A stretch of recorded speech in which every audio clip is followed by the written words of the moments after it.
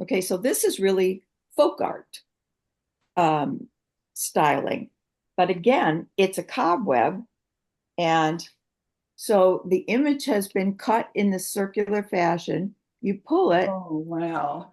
and there's an image behind it. And in this particular case, I don't know if you can totally see it, but it's a bird in the cage. Oh, These are yeah. sometimes called bird cages as well. So So you've got a bird in the cage behind this wonderful folk art design.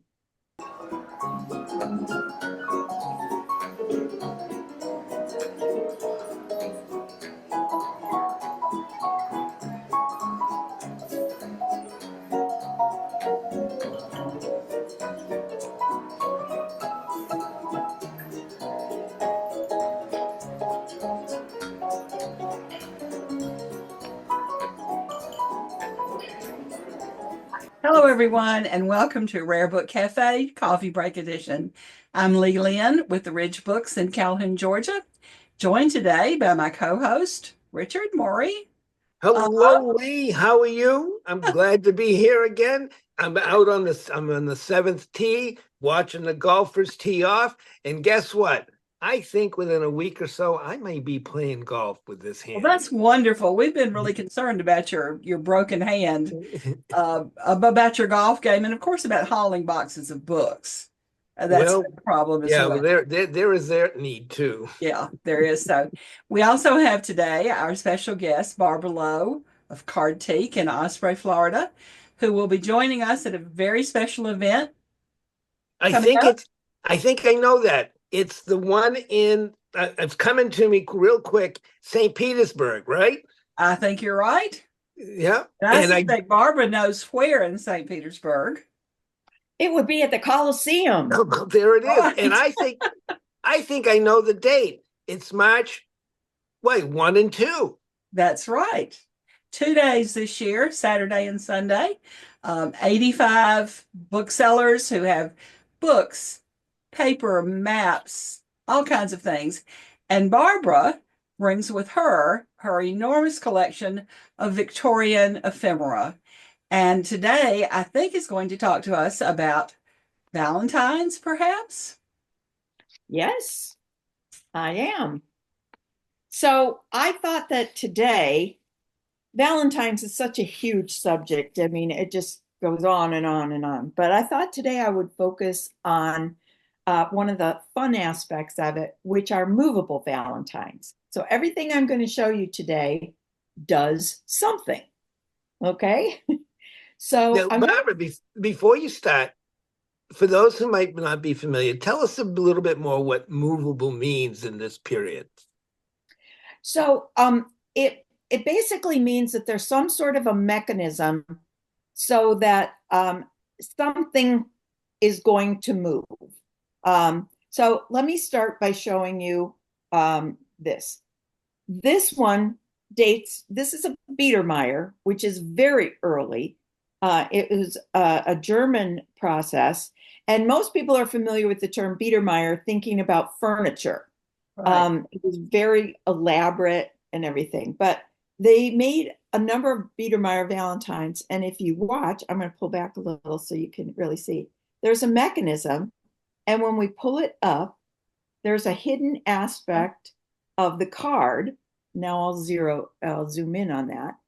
And so you can see there's a little poem and there's the image has come apart.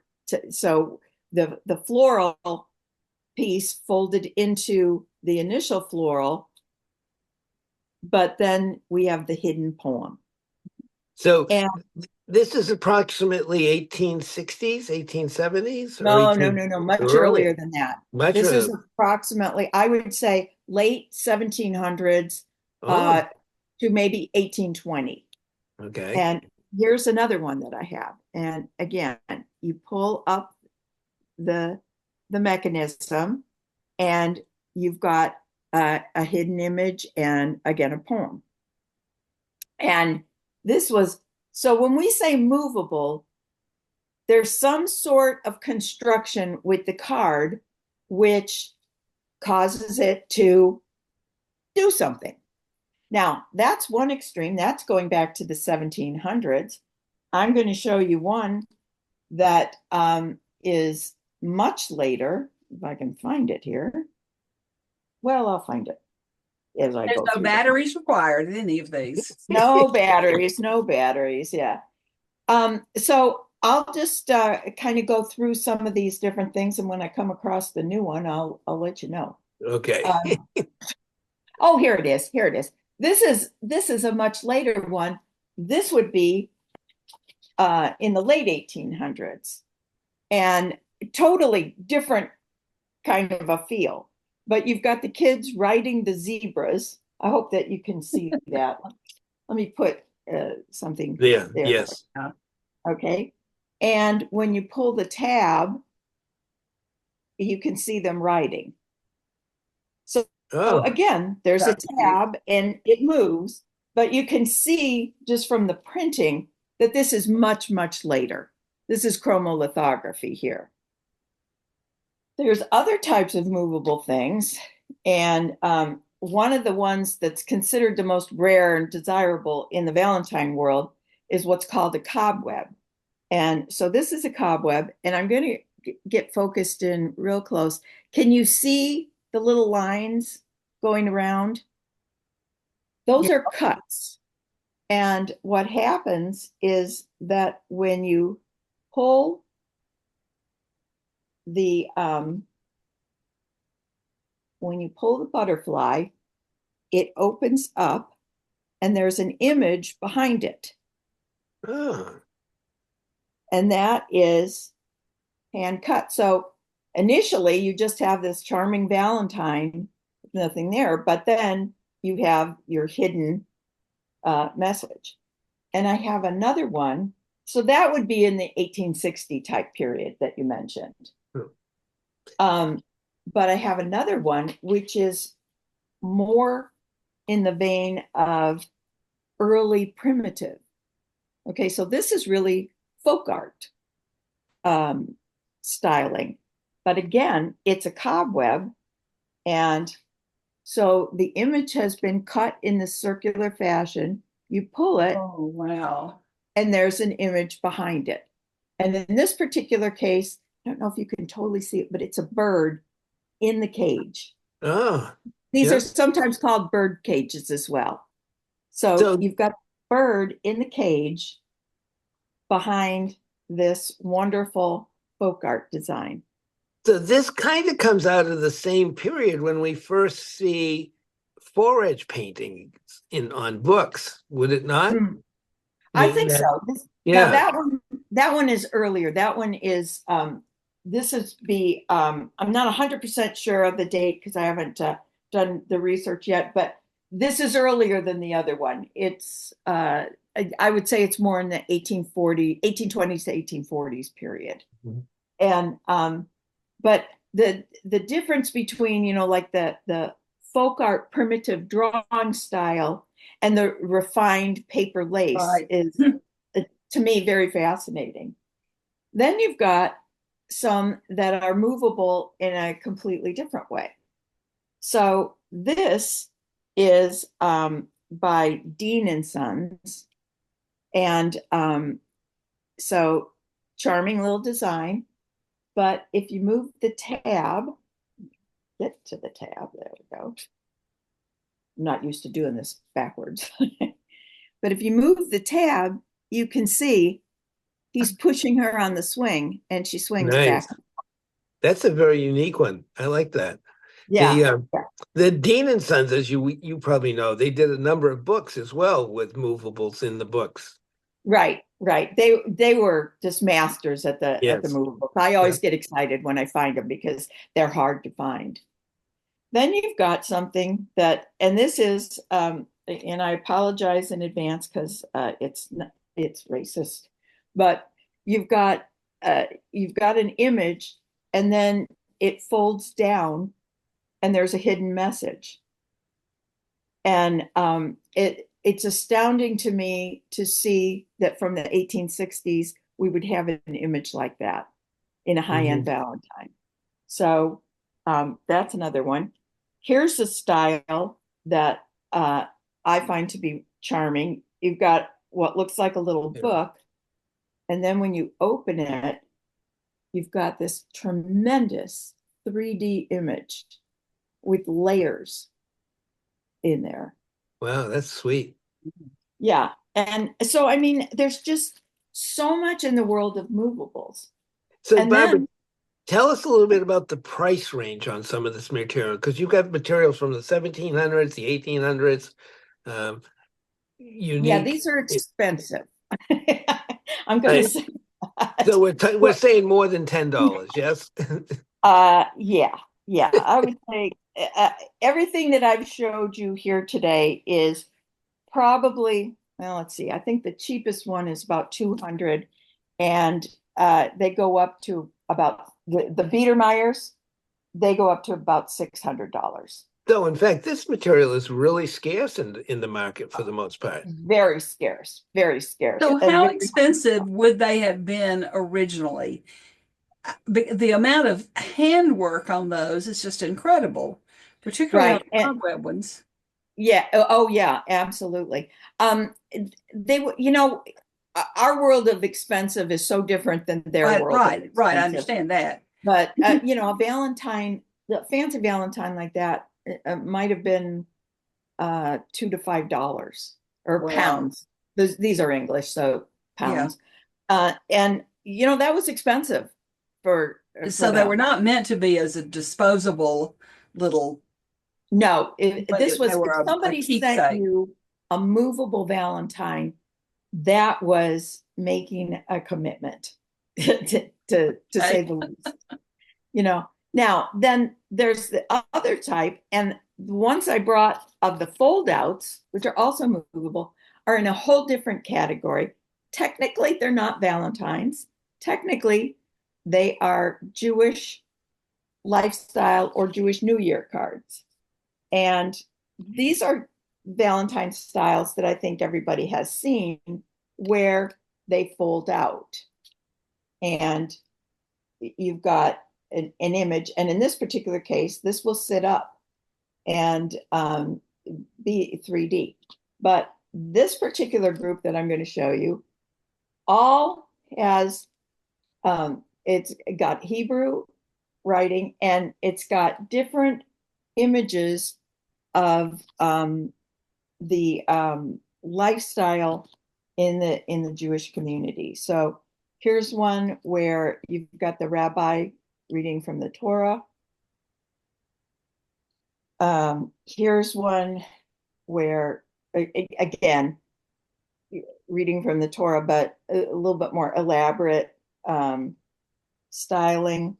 Let's see. Here's one where the family is celebrating a meal, but the mechanisms are all the same as the Valentines, but they've taken that idea and they've repurposed it to be specifically aimed at the Jewish community to celebrate their Holidays and things. holidays. Thank you. That was the word I was. Were they done by the same? Were they done by specific publishers? I mean, was there? I'm sure they were. I don't know that much about them. You don't encounter them that often. Here's another one, but a lot of them, when you do encounter them, are focused on the new year. Or here's one where they're lighting candles, and so that might be the Sabbath. So to just expand on this conversation a little bit, would you kind of consider these to be in the decorative arts arena, so to speak, in terms of this would be an inexpensive way to put like on your mantle or an end table or a dinner table, something that's decorative and okay. Now, as opposed to those other ones that I showed you, these would be priced, I would say, in the $20 to $25 range, the small ones. And, you know, so here's a nice one with the Torah. And bigger or more elaborate ones could be $50. Right, bigger, more elaborate ones would be more money. But this would be, and that's because this time period is later. These would have all been done in the 1880s to say 1910. They're in that later period.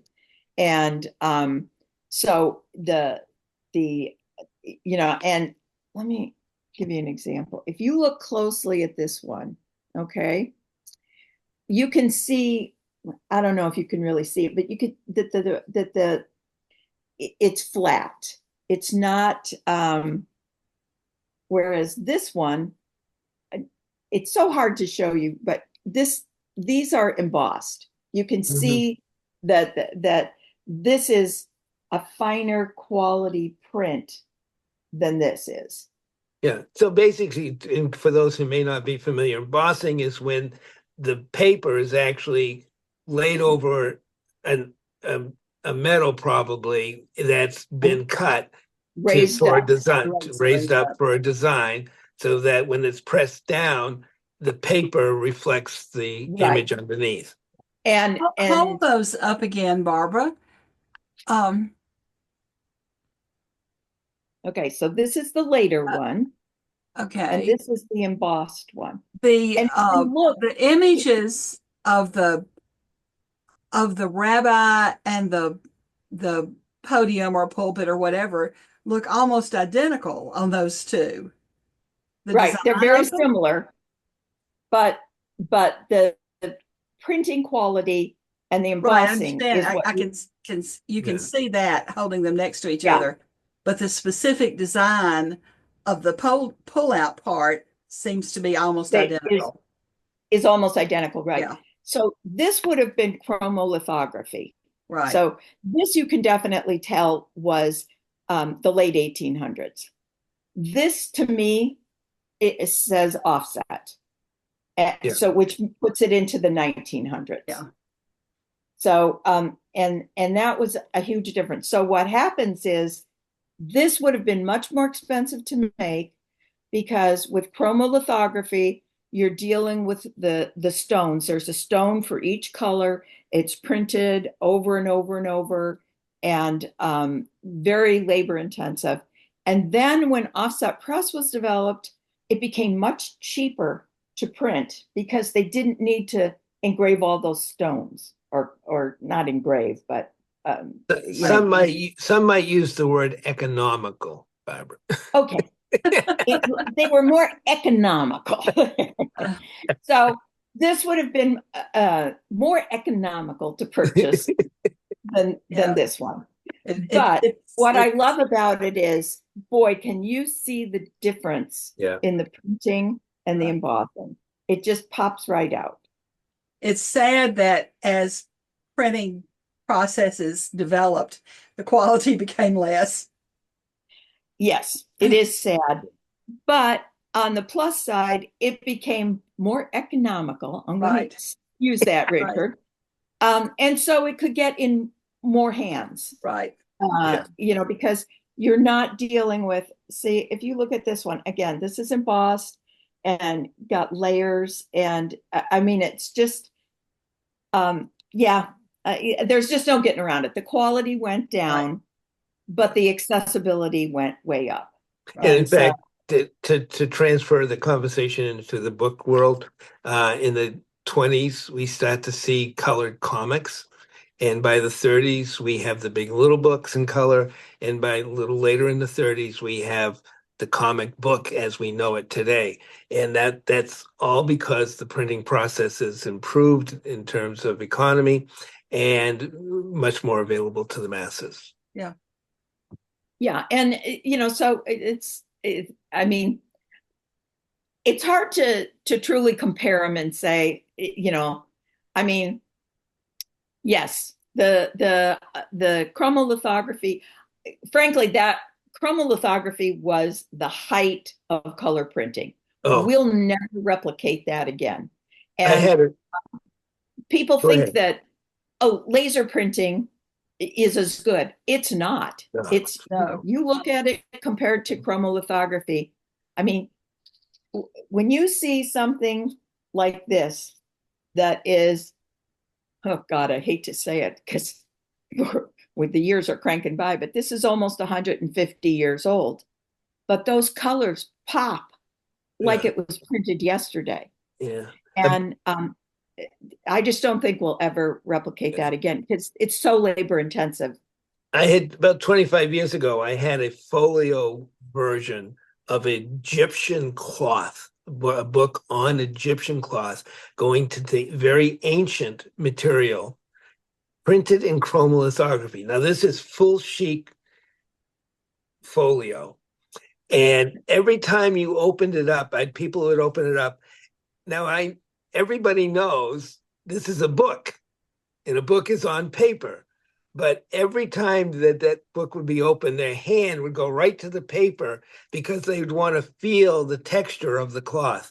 That's how deep the color and richness of that color is. Your mind said, I'm looking at cloth, not paper. And it was paper. Yeah. Right. It's incredible. You cannot match that today. No, you can't. It's, I mean, we'll never see that quality of printing again. It's just, as we've been saying, it's just too labor intensive. It's, I mean, this would have had 12 to 14 stones to print it, and each color is a different stone.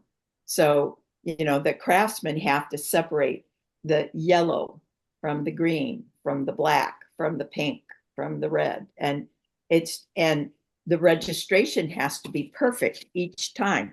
And it's one thing on something small like that, but on a big folio page, to make sure you get the registration perfectly, it's that's quite the task.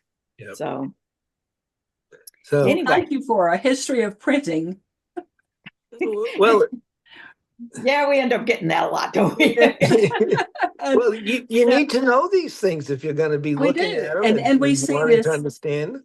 We see it in postcards, we see it in all kinds of printed material, and bemoan the fact that we can't get that anymore. So yeah. We are looking forward to seeing you in St. Petersburg with these wonderful movable cards, whether they're Valentines or anything else, plus all the other wonderful stuff that you bring. And I know I'm working right now on pulling everything. You should see my dining room table. It's got stacks of different things that I'm putting together for the fair, and just trying to get myself organized. So, but I love this fair. And one of the things that I love about it is that more so than any other fair I do in the country or in England, because I do a couple every year in England, this fair attracts young people.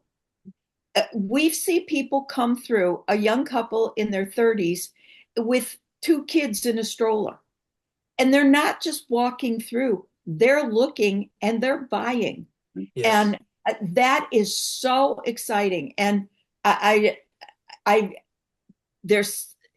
have to say really kudos to the group that does the marketing here, because to attract young people is the goal of all of us, because it's going to die if we don't have the young people get excited and see the value of all this. And this fair is able to get young people in, and they come through, and I always want to take time with them and explain things to them or teach them, because that's how they're going to learn. That's right. That's right. And the other thing is that for me, I always make sure that I do have $10 items and $20 items. And yes, I have $600 items and $1,000 items, but I always have those beginner items, because when you see somebody who's just getting started, it's their first time to see a Valentine, they're not going to pop $500 for a beautiful Valentine because they don't have the expertise to understand why it's worth that. Right. But if they get excited, they'll spend 10 or 20.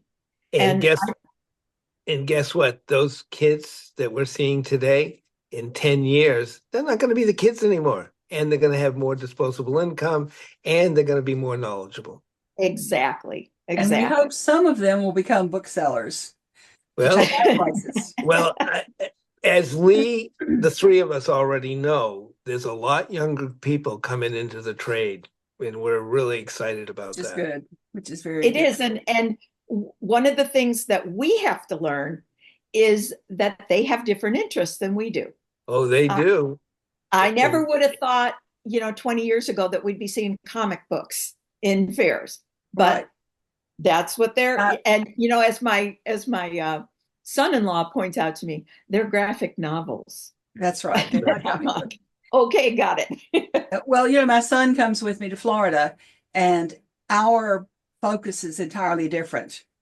What he looks for and thinks that we should buy, or things he wants to spend my money on, are different from what I look for, which is good, which is good. Right, because you've got to have a broad spectrum. Right.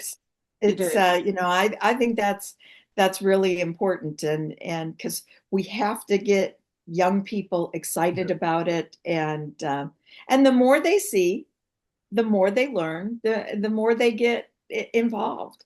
Yeah. And that's one of the things I absolutely love about the St. Petersburg fair Well, is that and you and I see each other all over the country, literally. literally. And I see the same thing happening in Ohio, in Pennsylvania, in New Hampshire, Massachusetts, Maine. It's every place. Washington, D.C. I had a 12-year-old boy last September school me on a 1907 platinum age comic that he was looking for that I had, and he told me more about it than I told him. Do you not love that? I loved it. Yeah. And as he was talking, did you feel like the price should be going up? Nope. But I'll be honest. He bought that one, and he did it on a payment plan, and with his mom was there, and we talked it out, and he discussed the cash flow that he was going to have and when he would get it, and we worked out the details, and he completed the transaction in December, and so I went out and found another one because I said, if I'm going to get schooled on this, I'm going to know more. Very good. Very good. Yeah. Okay. And, I think that's one of the things that I do as well, Richard. I will work with people, and especially younger people, and I will let them purchase something over time, because I think we all do that. Have the kind of disposable income that older people do, and if it touches their heart, that's the kind of buyer that I want. And in the trade, most every dealer I know, I'm sure there's exceptions as there is to every rule, but I know so many dealers who love to see new people come in, and they would rather sell it for less to somebody who's really fascinated, interested, or excited about it than to just sell it for more. And because we're more interested in seeing it go to the right place. Right. That's exactly how I feel. Yep. So everyone out there watching us, be sure to come to the right place. March 1st and 2nd, it's Coliseum in St. Petersburg, where you too can talk us into good deals. And don't forget that you can find us on Facebook, Instagram, YouTube. I don't know. There must be a dozen other places Alan puts this up. You will find us where all good books are found. That's right. And Thank I'm you going for to being with us today, Barbara. And thanks to everyone for tuning in. And we'll see you all soon, we hope. But I think Barbara had to say one more last word. Go ahead, Barbara. I was just going to put in a plug for the Ephemera Society. For those people that can't make it to Florida, 2 weeks later, on March 15th, is the Ephemera Society Fair in Greenwich, Connecticut. And that's a great event. And you have some wonderful speakers who usually show up to there. Am I correct? Yeah, we do. Yes. And that's actually my job. I'm on the board, and that's my job. I put together the speakers for the conference. And the conference is on Friday, and then the fair is Saturday and Sunday. And it's a great event. And it's at the Hyatt Regency in Greenwich, Connecticut. I've done it a few times myself and loved it. And I'll probably be back someday. All right. Great. So thanks for being here, and we'll see everyone soon. Bye-bye, everyone. Bye-bye. Bye.